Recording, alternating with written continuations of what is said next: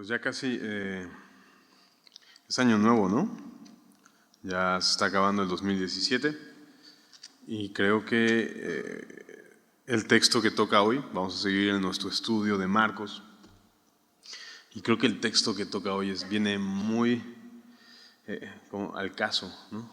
Queda como anillo al dedo, muy ad hoc, no sé qué significa eso, pero así queda para estas fechas.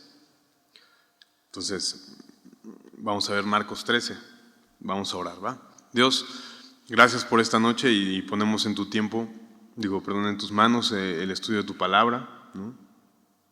Este tiempo en donde vamos a estar, Señor, pues buscándote, buscando que nos hables, buscando que transformes nuestras vidas, Señor Jesús. Entonces te pido, Señor, te pedimos todos que nos des de tu Espíritu Santo para poder escuchar tu voz y que tu espada, Señor, traspase nuestro corazón, por favor. Que nos transformes más como tú, Señor, y que podamos ser edificados, consolados, exhortados, Señor, a fin de que llevemos fruto para tu gloria, Señor, a fin de que, Señor, seas glorificado en nuestras vidas. En el nombre de Jesús te lo pedimos. Amén. Ok. Este siempre va a ser un buen texto, porque Marcos 13, dice...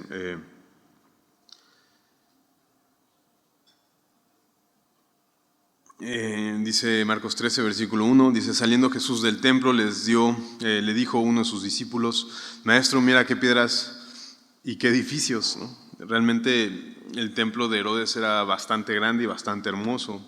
Herodes era un rey que se había caracterizado por pues acrecentar ahora sí que las obras, los edificios y todo, y en algún momento, para congraciarse, Herodes quiso pues edificar el templo, un templo muy grande, ¿no? Era muy majestuoso el templo de Herodes. Más adelante Jesús dice, ¿no? Vamos a ver ahorita que se va a destruir por completo este templo, y una razón era porque Herodes había bañado de oro, ¿no? Muchos muros, y entonces la gente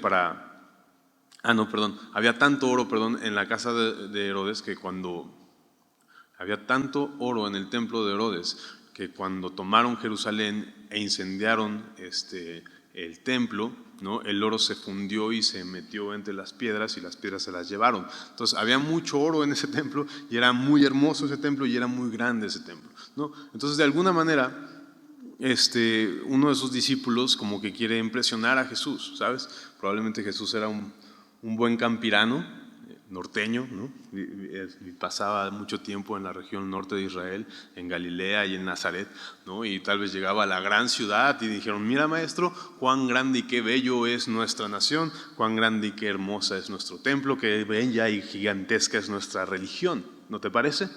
Y entonces Jesús, ¿no?, responde: ¿ves estos grandes edificios? No quedará piedra sobre piedra que no sea derribada.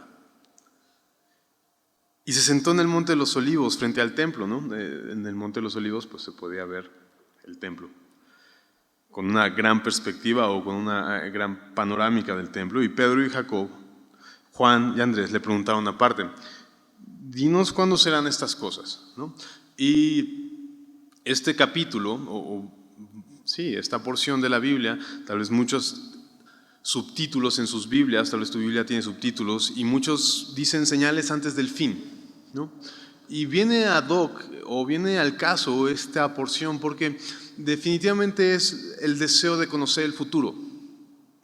¿Y por qué viene al caso? Porque estamos a punto de entrar al 2018, ¿no? Faltan unos cuantos días para que entremos al 2018, y empezamos a hacer nuestros planes de año nuevo, como si pudiéramos saber qué va a pasar en el futuro, ¿no? Como si quisiéramos controlar el futuro. Y entonces Dios pues nos pone esta porción diciendo: ok, ¿quieres conocer lo que va en el futuro? Y entonces estos discípulos le preguntan: ¿cuándo va a suceder esto? ¿No? Entonces, dinos cuándo serán estas cosas y qué señal habrá cuando todas estas cosas hayan de cumplirse, ¿no?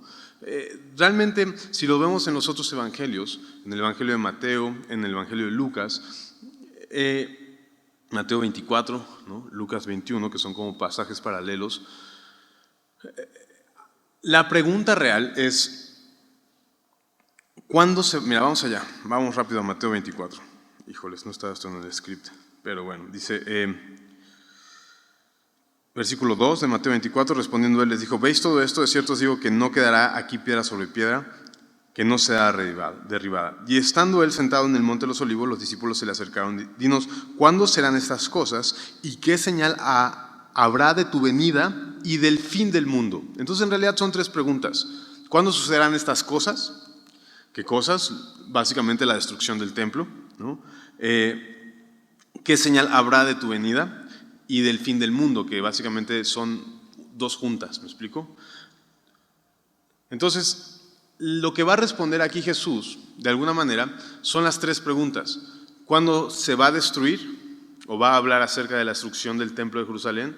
Va a hablar acerca de cuándo va a regresar y cuándo se va a destruir el mundo, o va a ser el final del mundo, por así decirlo, ¿no? Coloquialmente hablando. Y entonces empieza a decir esto, ¿no? Jesús respondiendo comenzó a decir, mirad que nadie os engañe, porque vendrán muchos en mi nombre diciendo yo soy el Cristo, y engañarán a muchos. Mas cuando oigáis de guerra y de rumores de guerras, no os turbéis, porque es necesario que suceda así, pero aún no es el fin. Tengo que hacer una pequeña aclaración para que entendamos mejor todo esto. Tenemos que entender cómo funciona la profecía bíblica, o por lo menos la profecía judía. ¿Me explico? La profecía judía es muy curiosa porque no se trata de, cuando escuchas una profecía, sobre todo en el Antiguo Testamento, ¿no?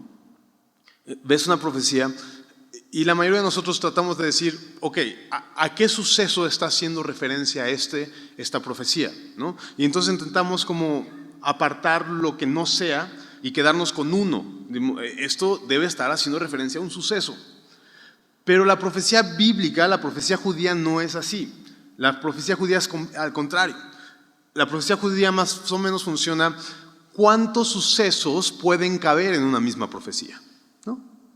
Así se funciona la profecía bíblica. Porque entonces Dios lo que hace es como repetir o replicar la profecía en varios sucesos hasta llegar al final, hasta el cumplimiento plenario, ¿no? Un ejemplo muy claro es, seguramente acabamos de pasar y acabamos de revisar varias veces, Isaías 7, donde dice la Biblia que un hijo, por tanto les daré señal, la virgen concebirá, ¿no? Y pondrás a su nombre Emmanuel, 7:14, si no me falla la memoria, ¿no? Y si tú sigues leyendo, dice que ese niño, antes de que pueda decir mamá y papá, los 2 reyes que le están haciendo guerra a Judá, al rey Acaz, ya van a desaparecer. ¿Me explico? Entonces, la profecía completa de una virgen concebirá y tendrá un hijo y pondrá su nombre Manuel, continúa diciendo, ¿no?, que cuando sea como de 2 años, cuando sepa hablar, los 2 reyes que amenazan a Judá ya no van a estar. Y en el siguiente capítulo habla de que Isaías tiene un hijo, en el capítulo 8 de Isaías, tiene un hijo y que se le dice la misma profecía a ese hijo. ¿Me explico? Que le dijo, cuando tu hijo sepa decir mamá y papá, ¿no? Los reyes que están amenazando a Judá ya no van a estar. Entonces, la profecía de Isaías 7:14 hace referencia al niño que nació en el capítulo 8 de Isaías, o hace referencia a Jesús.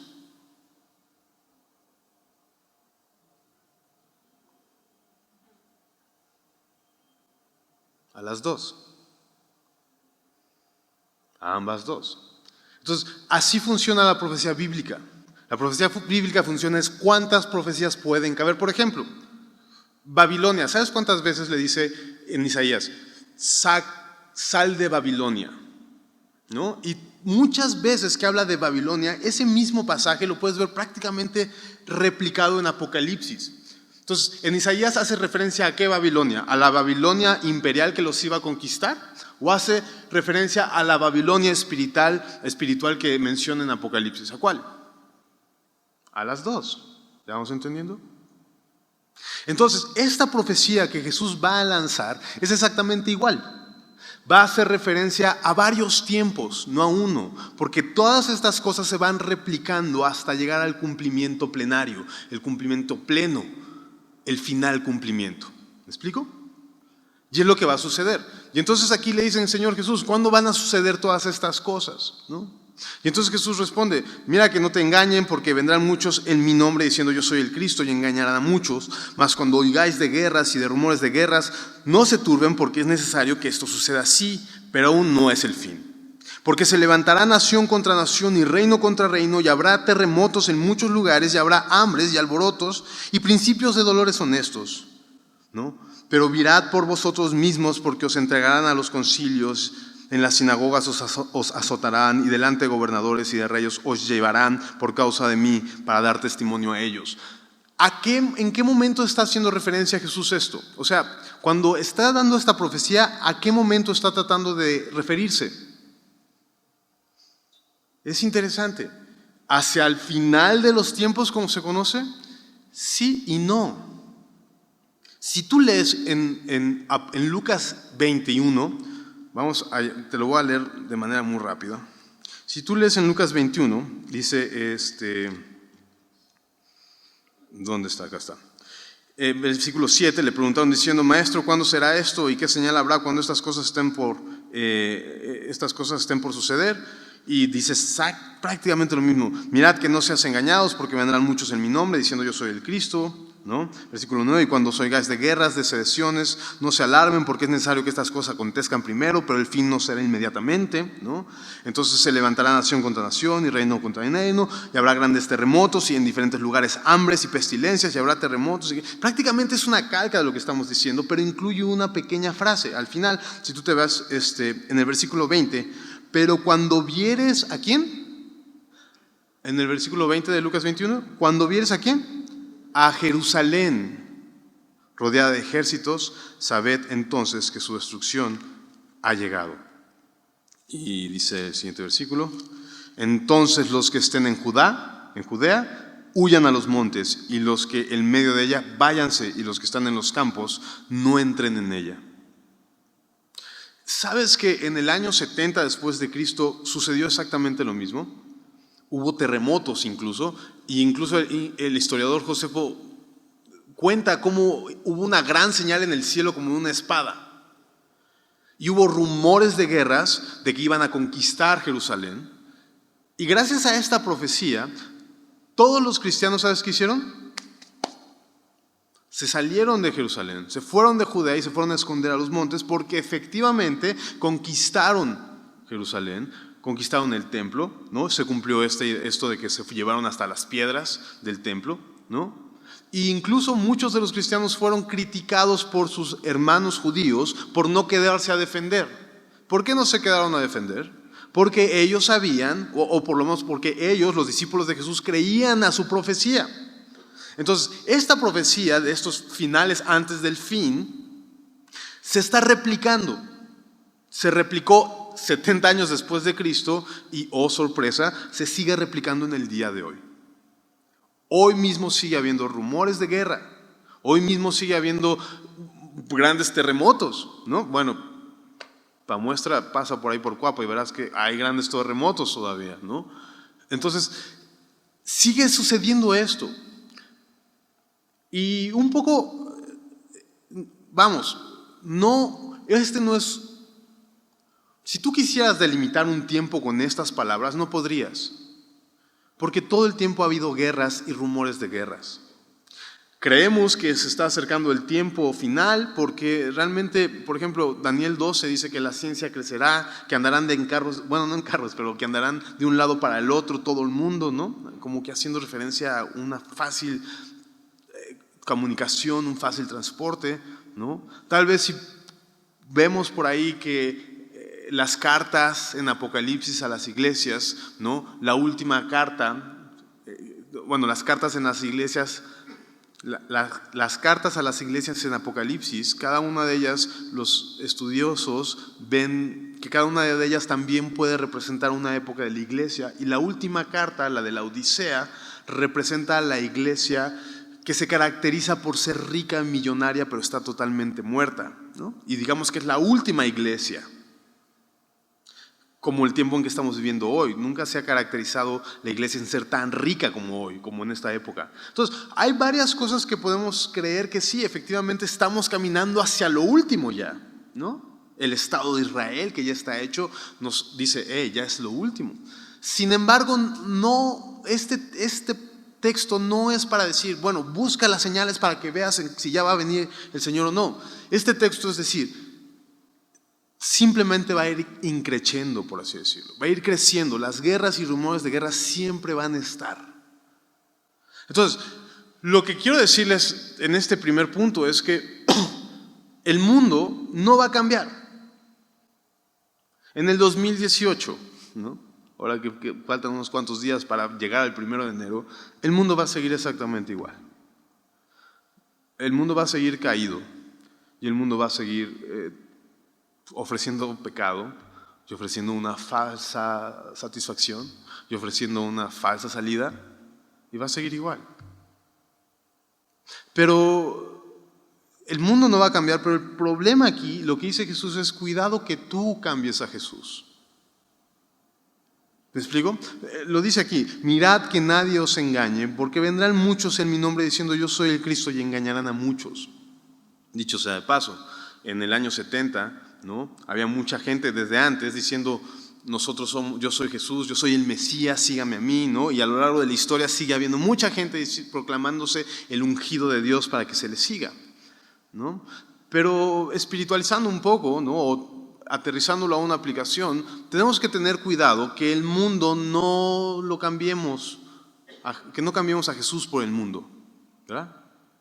Que no creamos que en un trabajo mejor va a estar tu satisfacción, que no creamos que ahora sí me compro un coche, ahí vas a tener tu satisfacción, que este año sí consigo mi casa, ahí tampoco va a estar la seguridad. ¿Me explico? Lo único que te quiero decir: el mundo no va a cambiar, el mundo va a seguir caído. El mundo va a seguir ofreciendo simplemente guerras, rumores de guerras, terremotos, y puro sacudición, ¿cómo se dirá? ¿No? Es lo único que va a ofrecer. Pero y lo que aquí Dios te está tratando de decir es: necesitas entender esto, porque si tú te cansas de esta realidad, muy fácilmente vas a querer cambiarme a mí y dejarme de lado. Vas a ser engañado y vas a creer que en cualquier otra cosa estoy yo y lo que yo te puedo dar. La satisfacción, la seguridad, la paz, el gozo, lo vas a estar buscando en otros lados si no entiendes que así va a seguir la cosa, que así va a seguir el mundo. El 2018 te depara lo mismo, un mundo caído, ¿ok? No cambies a Jesús solo porque el mundo no cambia. El mundo no va a cambiar, por lo menos durante este tiempo, ¿no? Y entonces dice, y es necesario que el Evangelio sea predicado ante todas las naciones, pero cuando os trajeren para entregaros, no os preocupéis por lo que habéis de decir, ni lo penséis, sino lo que fuere dado en aquella hora, esto hablad, porque no sois vosotros los que habláis, sino el Espíritu Santo.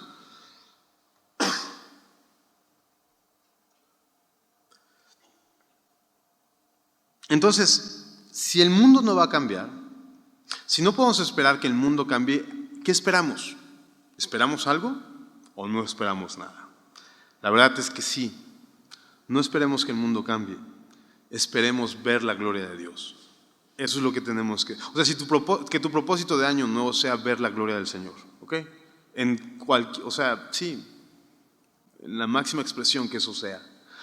Primero empieza este texto diciendo, ok, este mundo caído va a ser el terreno, el terreno para sembrar el Evangelio, ¿ok? Entonces, el mundo no va a cambiar, pero ¿sabes qué? Tampoco tu llamado. Mientras estés en este mundo, tienes algo que hacer. ¿Me explico? Y lo que tienes que hacer es predicar el Evangelio. El 2018 es un buen momento, es un buen campo, es un campo fértil para predicar el Evangelio. No para tratar de conseguir del mundo tu satisfacción o tu seguridad. Es un buen tiempo para predicar el Evangelio.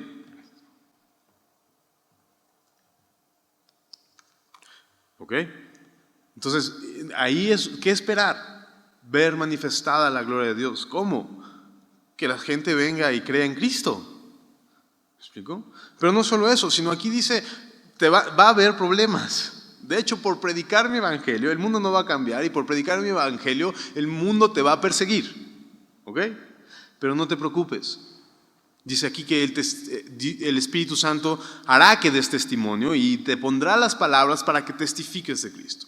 ¿Qué esperar para el 2018? Eso, ver la gloria de Dios al testificar y al vivir una vida en el Espíritu Santo. ¿Quieres un buen propósito? Sé lleno del Espíritu Santo. ¿Sabes? Yo sé que has pensado, y si no lo has pensado, probablemente te voy a hacer de tropiezo. Pero yo creo que sí lo has pensado. ¿Nunca has pensado qué harías si tuvieras todo el dinero que quisieras? ¿Nunca te has puesto a pensar? O sea, te digo que a lo mejor es muy espiritual y ya te puse un tropiezo en tu mente. No lo pienses, sigue así. Pero si tú ya alguna vez pensaste eso, ¿qué harías si fueras así completamente millonario? ¿No? Pues imagina todo lo que podrías hacer.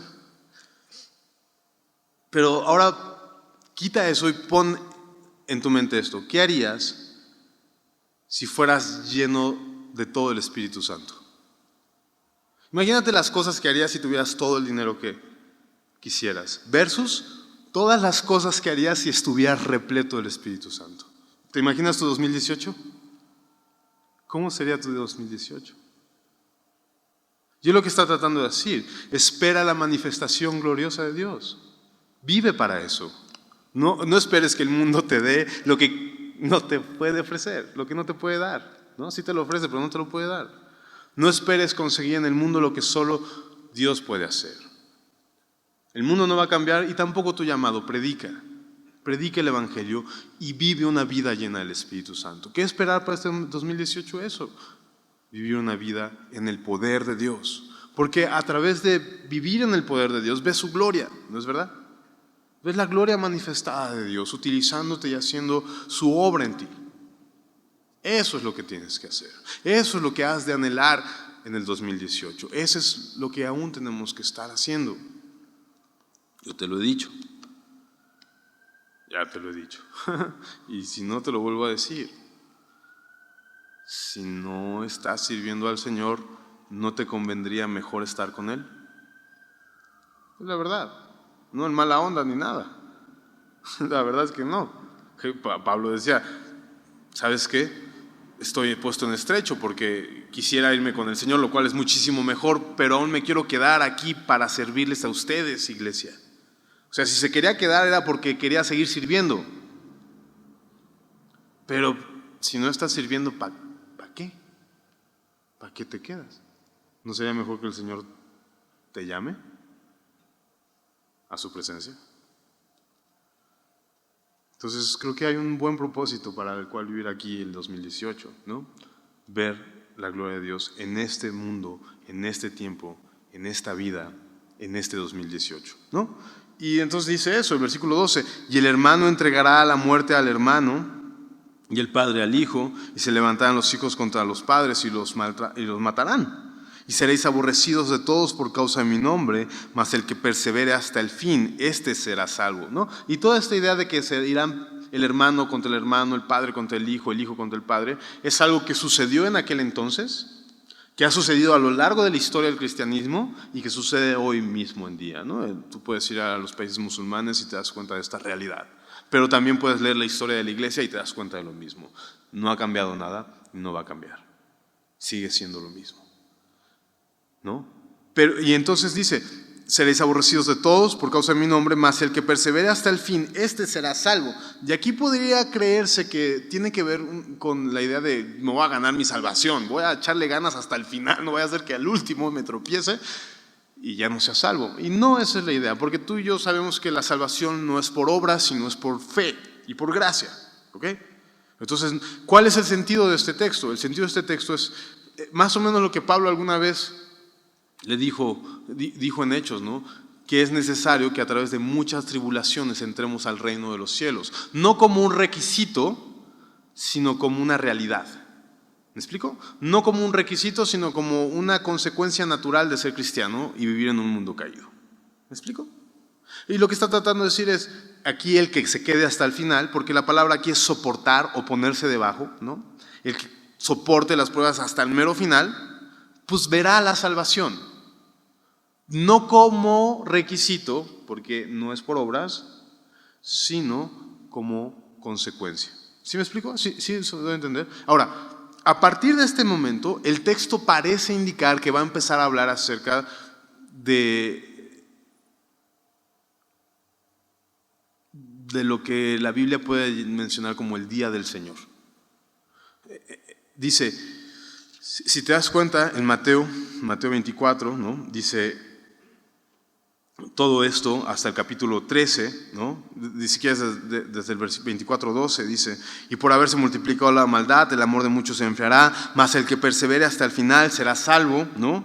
Y será predicado este evangelio del reino en todo el mundo para testimonio a todas las naciones, y entonces vendrá, ¿qué cosa?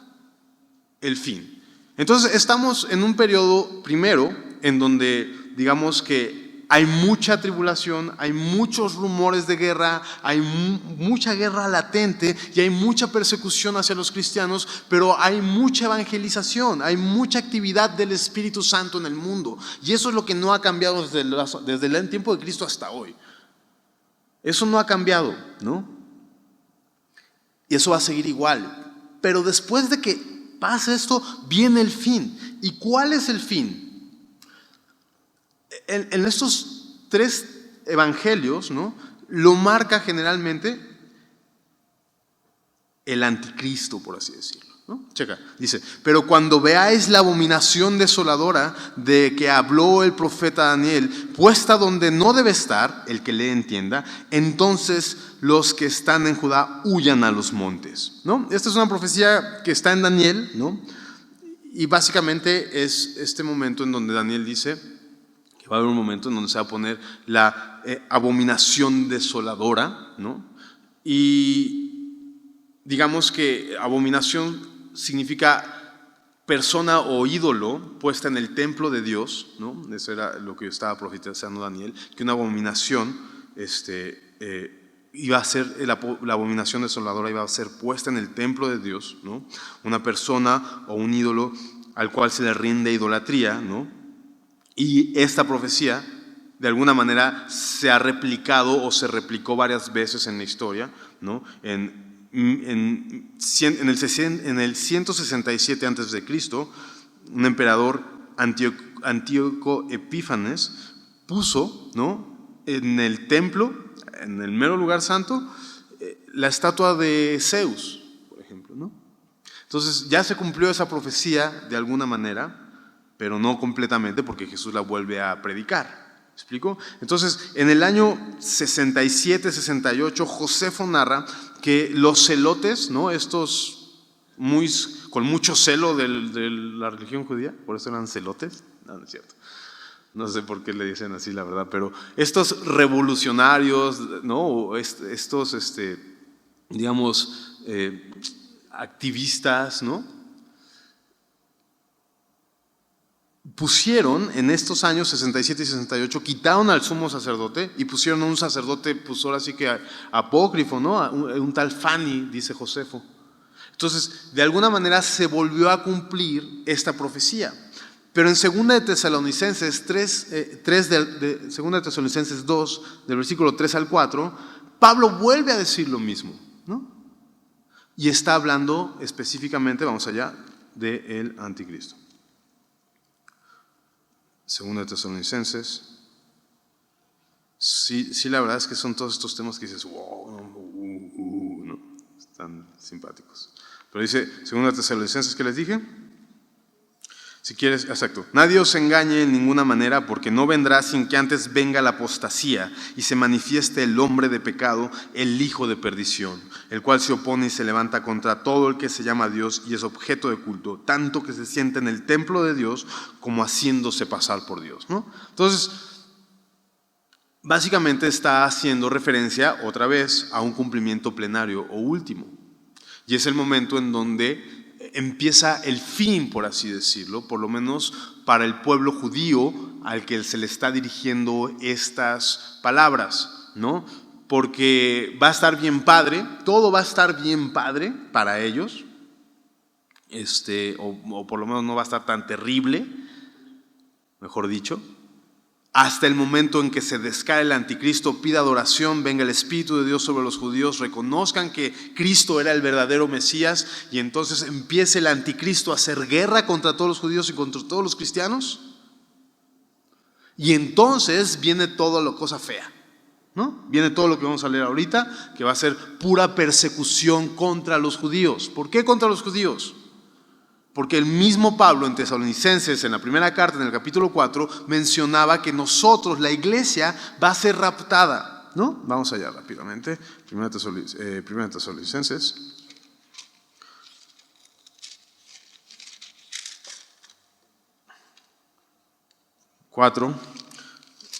Versículo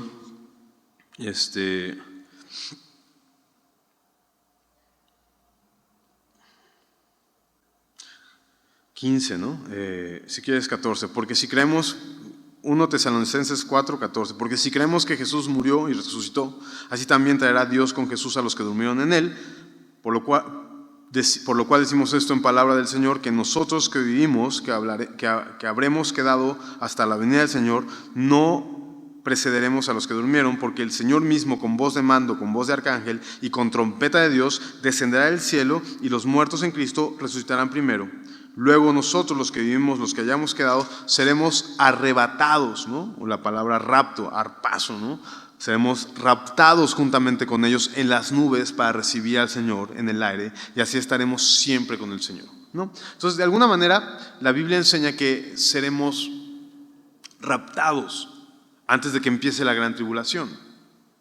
¿Cómo sé que la gran tribulación es antes de que venga, ¿cómo sé que el rapto es antes de que venga la gran tribulación?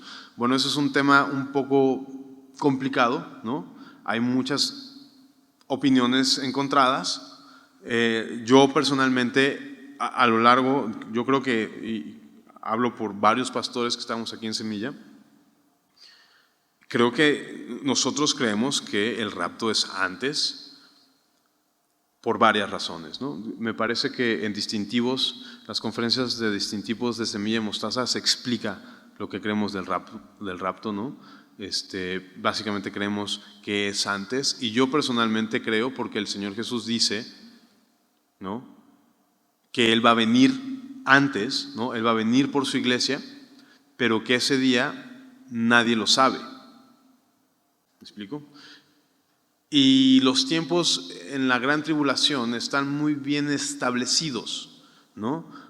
El profeta Daniel habla de 3 años y medio de paz y 3 años y medio de gran tribulación en el momento en que se siente este anticristo a demandar adoración, ¿no? Entonces, si el rapto fuera dentro de estos 3 años y medio, pues ya tendrías un rango donde esperar que el Señor regrese. ¿Me explico? Y entonces eso contradeciría el sentido de Jesús diciendo: mantente atento porque nadie sabe cuándo vengo. Creo que eso es, a mí por lo menos eso me convence personalmente, ¿no? En el sentido de que el Señor Jesús dice: nadie puede saber ni atinarle el día en que yo regreso. Y si el rapto fuera dentro del rango de la gran tribulación, la gente podría decir: ok, por lo menos de aquí a 3 años y medio viene. Y eso, repito, va en contra de las palabras, ¿no?, y del sentido que el Señor Jesús decía cuando dijo: velad porque no sabes qué hora es, ¿no? Y es con lo que vamos a concluir este texto. Entonces, es raptada la iglesia, es quitada del medio, y también, lee segunda Tesalonicenses, los primeros capítulos, el 1 y el 2, y ahí también menciona que es necesario que sea quitado alguien del medio para que se manifieste el Espíritu Santo, ¿no? Para que se manifieste el anticristo. Y quien es ese alguien, lo más lógico creer es que es la iglesia, es el Espíritu Santo, ¿no? Bueno, entonces la iglesia es raptada, ¿no? Y entonces viene una gran tribulación y una gran persecución a los judíos y a los cristianos, y es lo que narra a continuación. El que está en la azotea no descienda a la casa ni entre para tomar algo de su casa. El que esté en el campo no vuelva atrás a tomar su capa. Más hay de las que están en cinta y de las que crían aquellos días. Pues sí, imagínate, ¿no? Orad pues que vuestra vida no sea en invierno también, porque va a estar bien frío, ¿no? O sea, esto es bastante práctico en realidad, porque aquellos días serán de tribulación cual nunca ha habido desde el principio de la creación que Dios creó hasta este tiempo, ni la habrá. Y si el Señor no hubiese acortado aquellos días, nadie sería salvo. O sea, nadie escaparía de toda esa gran tribulación. Mas por causa de los escogidos que Él escogió, acortó aquellos días. Muy probablemente está hablando de la iglesia o de las personas que se convirtieron en la gran tribulación, ya sabes. Tus familiares que les dejaste el cassette y el vídeo, si ya desaparecí, cree en Cristo, ¿no? Esas personas que sí se convirtieron, y los escogidos también puede estar haciendo referencia a los judíos, ¿no?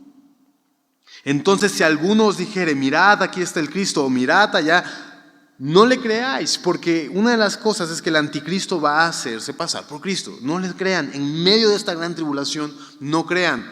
Están siendo perseguidos y no sé qué. Oye, ¿sabes qué? Que ya llegó el Cristo, ya puede salir. No crean. Porque se levantarán falsos cristos y falsos profetas y harán señales y prodigios para engañar, si fuese posible, aún a los escogidos. Mas vosotros mirad, os lo he dicho antes. Es interesante porque estas palabras se las está diciendo a los judíos que se quedan. Pero es muy interesante porque también nos lo está diciendo a nosotros, o a los cristianos que se van a hacer, los que todavía no son y los que se van a quedar. Pero es interesante porque ellos, tanto judíos como futuros cristianos que se queden en la gran tribulación, van a agarrar sus Biblias y van a abrir estas palabras que tú y yo estamos leyendo y les van a hacer completamente sentido. Mas vosotros mirad, os lo he dicho antes. Pero en aquellos días, después de aquella tribulación, el sol se oscurecerá y la luna no dará su resplandor y las estrellas caerán del cielo y las potencias que están en los cielos serán conmovidas. Y esto está haciendo referencia a lo que puedes leer en Apocalipsis. ¿Qué puedes leer en Apocalipsis? Precisamente eso, ¿no?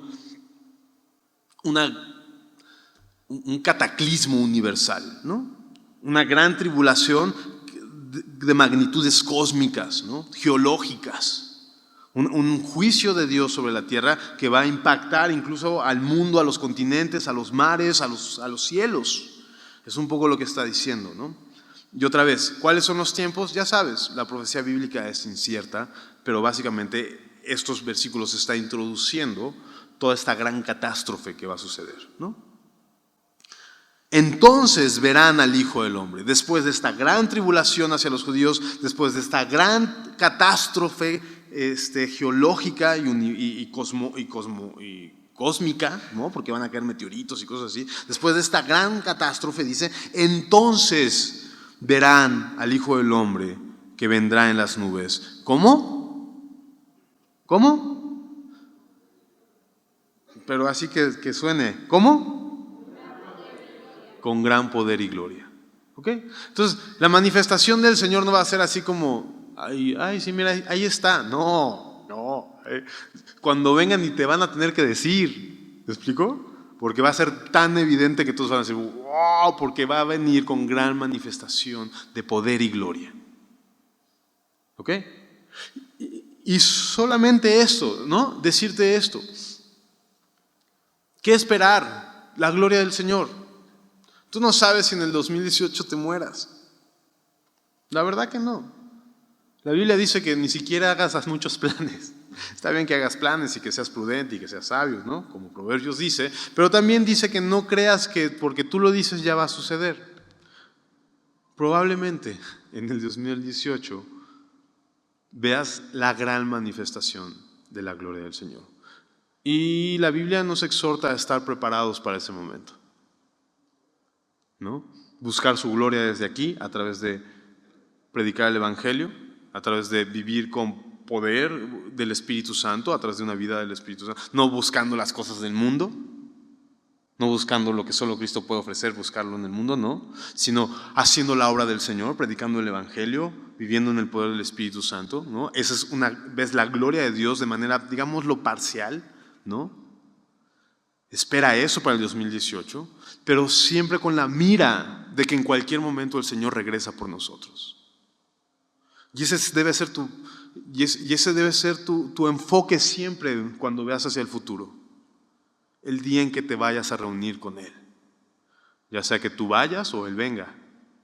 Pero tu enfoque hacia el 2018 tiene que ser también el día en que te reúnas con Él y que vivas esta vida para ese momento, cuando se manifieste en tu vida con gran poder y gloria, ¿no?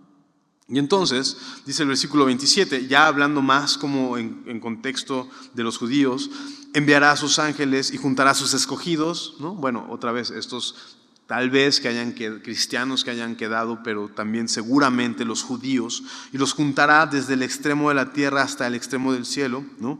De la higuera aprended la parábola. Cuando ya sus ramas están tiernas y brotan las hojas, sabéis que el verano está cerca. Así también vosotros, cuando veáis que suceden estas cosas, conoced que está cerca a las puertas. De cierto os digo que no pasará esta generación hasta que todo esto acontezca. Y entonces Jesús les dice, vean, aprendan de la higuera. La higuera era un arbolito que se le caen las hojas cuando es invierno y ya reaparecen en primavera, ¿no? Entonces está diciendo, si ya ves que están brotando las hojas, pues dime en qué época estamos del año. Pues ya nos acercamos a primavera, pues claro, ¿no? Entonces lo que está diciendo, si estás viendo que todo esto está pasando, está cerca tu redención. Pero otra vez, lo está diciendo ¿dentro de qué contexto? Dentro del contexto de la gran tribulación. ¿Por qué puedo decir esto? Por lo que va a decir a continuación, y ahorita regreso a eso. Pero esto aprende de la higuera. Si ves que todo esto está pasando, tu redención está cerca el tiempo, no te preocupes. Está hablando dentro de las personas que se quedan en esta gran tribulación. ¿Sí? ¿Se está entendiendo un poco lo que estoy tratando de decir, más o menos? Y dice, ¿no? De cierto no pasará esta generación hasta que todo esto acontezca. Y otra vez, ¿a qué hace referencia con esta generación hasta que todo esto acontezca? A lo mismo, está tratando de utilizar la profecía extendida, por así decirlo, ¿no? El amplio sentido de la profecía. Estaba haciendo referencia a la generación de ese tiempo, ¿no? A la generación que estaba escuchando Jesús. ¿Por qué? Porque pues dentro de unos cuantos años iba a acabar Jerusalén, iba a acabar Israel, iba a ser dispersado, pero también está haciendo referencia a la generación que va a vivir esa ¿cómo se llama? Esa situación. ¿Me explico? Está haciendo referencia a la generación que va a vivir esa generación. También está haciendo referencia, es el amplio sentido de la profecía. ¿Me explico? Uno puede, o sea, el chiste es que no caigamos en el rollo de, no, está haciendo referencia a la generación que es cuando nació Israel, ¿no? Entonces, desde que nació Israel, cuéntale ahí 70 años que vive una generación, en el 2020 y tantos, seguro nos vamos. Creo que eso no es el sentido de la profecía bíblica, por lo menos así no era la profecía judía. No se trata de eso, se trata de cuántos acontecimientos pueden entrar. Y lo que creo que está tratando de decir, si nos vamos en el sentido amplio, ¿no? También está haciendo referencia a que este mundo, esta generación, este tipo de personas, la gente no va a pasar hasta que esto acontezca. Vamos a decirlo así, es seguro que va a pasar, ¿no? De cierto os digo que no pasará esta generación hasta que todo esto acontezca. El cielo y la tierra sí pasarán, pero mis palabras no pasarán. Pero de aquel día y de la hora nadie sabe, ni aun los ángeles que están en el cielo, ni el Hijo, sino el Padre. Esta sencilla frase de alguna manera contradice, y no contradice, pero de alguna manera es contraria a lo de la higuera. ¿Sí o no? O sea, la higuera está diciendo, ¿sabes qué? Mira la higuera para que veas cuándo viene. O sea, ¿quieres saber? Se puede, a través de las cosas que suceden. Pero este texto está diciendo, pero nadie sabe. Entonces, ¿de qué estamos hablando? Entonces, por esto, podemos entender que todo esto de la gran tribulación y de lo de la higuera, se le está diciendo ya a la gente que tiene un margen de tiempo bien establecido. Después del rapto que se pone el anticristo y empieza la gran tribulación, la gran persecución. Entonces, dentro de ese contexto, sí tiene sentido la parábola de la higuera. ¿Me explico? No tendría sentido decir, pero nadie sabe cuándo va a suceder. No tiene sentido. Entonces, ¿cuándo no va a suceder qué cosa? O sea, ¿cómo dice? Nadie sabe cuándo va a suceder qué cosa. el fin, el rapto. ¿Me explico? La gran tribulación, eso no se sabe. Y las señales que dicen, ¿no? La guerra y muchas guerras y todo esto, no son claras. Son señales que se están repitiendo constantemente. Es interesante que no dice, la guerra va a determinar el fin del tiempo. Es interesante eso, porque entonces si viéramos una guerra diríamos, ya llegó el fin. Sino los rumores, el ronronear, eso es lo que no va a cambiar. Porque si le hace guerra contra dices, ya fuimos, porque ahí dice que cuando haya una guerra. Pero siempre hay rumores de guerras y guerras, rumores de guerras y guerras. Entonces, eso no va a cambiar. Desde el 70 antes de Cristo hasta ahora eso no ha cambiado. Y no va a cambiar. Tú puedes prender la tele y sigue siendo lo mismo. Entonces, ¿qué para nosotros? Creo que tenemos que vivir a la expectativa de ver la gloria de Dios hacia adelante en nuestra vida y prepararnos para el día en que le veamos. Es lo que está diciendo acá. Es como el hombre que yéndose lejos dejó su casa y dio autoridad a sus siervos y a cada uno su obra, y al portero mandó que velase, ¿no? Y básicamente tú eres el portero. Velad pues, porque no sabéis cuándo vendrá el Señor de la casa. No sabes cuándo te va a llamar a su presencia. Entonces ponte a hacer lo que Dios te pidió que hicieras. No va a planear tu 2018, hermano. ¿Me explico? O sea, está bonito planear el 2018 y todo. Sí, o sea, sí, uno hace planes, ya sabes. Uno propone y Dios dispone y todo eso. Pero tu perspectiva debe ser más allá. Eso es lo que quiero decirte, ¿no? Simplemente eso. Si tu perspectiva está en este mundo debajo del sol, está muy chato y estás cambiando a Cristo por el mundo que no cambia. Entonces tu perspectiva es esa, ve más allá. Velad pues, porque no sabéis cuándo vendrá el Señor de la casa, si al anochecer o a la medianoche o al canto del gallo o a la mañana, para que cuando venga de repente no te halle durmiendo, afanado con este mundo, con lo que te puede ofrecer, olvidándote de que el Señor te dio algo que hacer. Para que cuando lo veas no corras avergonzado y no trates de esconderte. ¿Me explico? Que por lo menos puedas decirle, Señor, por lo menos lo intenté. Por lo menos lo estuve intentando, por lo menos. El Señor va a venir. Y todo lo que planeas para el 2018 no es seguro. Pero que un día verás al Señor. Y que verás su manifestación poderosa y gloriosa, eso sí es seguro. Vive tu futuro para eso. Vive tu futuro para eso. No intentes vivir para el mundo, no va a cambiar, ahí no vas a encontrar nada. Lo buscaste antes, te diste cuenta que no está ahí. ¿Qué te hace pensar que ahora sí? ¿No? Para que cuando venga, de repente, no os halle durmiendo. Y lo que a vosotros os digo, se los digo a todos, velad. ¿Ok? Tengamos la perspectiva de la gloria de Dios delante de nosotros. Vivamos para eso. No vivamos para lo que va a ser el mundo, sino para la gloria de Dios. Predicando el Evangelio, viviendo en el poder del Espíritu Santo y esperando, preparándonos, velando, aguardando el día en que le veremos. Vivamos anhelando verle cara a cara. Solo eso. ¿Ok? Vamos a orar. Dios, gracias te damos, Señor, por tu palabra, Señor, y por tu exhortación, Señor, y por tus buenos deseos para este 2018, Señor, que es que te busquemos a ti, Señor, que no nos desenfoquemos de la carrera que tenemos delante, Señor, sino que pongamos nuestros ojos en ti, Señor, el autor y consumador de nuestra fe, Señor. Ayúdanos, Padre, a no cambiarte a ti por el mundo que nunca va a cambiar, Señor. Y ayúdanos a simplemente buscar tu gloria, Señor, en esta tierra mientras vienes por nosotros y anhelar verla cara a cara cuando estemos delante de ti, Dios. Te pido que produzcas esto en nuestro corazón, Señor.